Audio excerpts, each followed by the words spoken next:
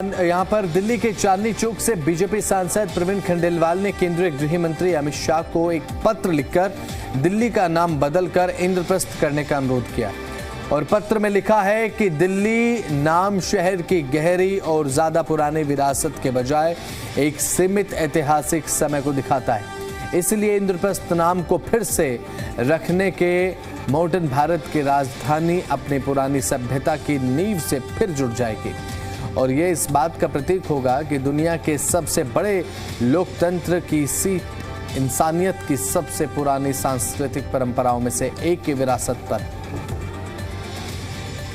दिल्ली केवल इतिहास के एक दौर का प्रतिनिधित्व करता है। राजधानी की मूल पहचान इंद्रप्रस्थ है। तो ये बात भी उनकी तरफ से लिखी गई। तो बीजेपी सांसद प्रवीण खंडेलवाल की तरफ से केंद्रीय गृह मंत्री अमित शाह को ये पत्र लिखा गया है।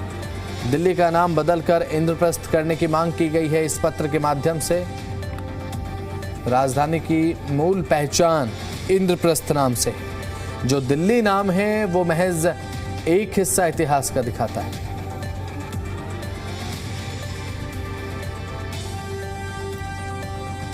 देखिए, किसी भी शहर का नामकरण उस शहर की संस्कृति और सभ्यता को देख करके होता है, ताकि नाम से शहर की संस्कृति और सभ्यता दिखाई दे। तो इस बात को ध्यान में रखते हुए मैंने आज केंद्रीय गृह मंत्री आदरणीय श्री अमित शाह जी को पत्र भेज करके यह आग्रह किया है कि दिल्ली का नाम बदल करके और इंद्रप्रस्थ रखा जाए। इंद्रप्रस्थ का संबंध दिल्ली से बहुत पुराना है, 1000 BC से पुराना है। पांडवों के जमाने का है, जब पांडवों की राजधानी इंद्रप्रस्थ हुआ करती थी।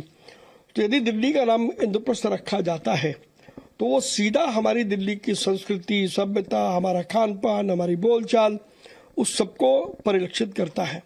वहीं दूसरी ओर मैंने ये भी आग्रह किया है कि दिल्ली में किसी उपयुक्त स्थान पर 5 पांडवों की मूर्तियां लगाई जाए, ताकि ये जो संस्कृति का प्रवाह है ये जनरेशन तक इसी प्रकार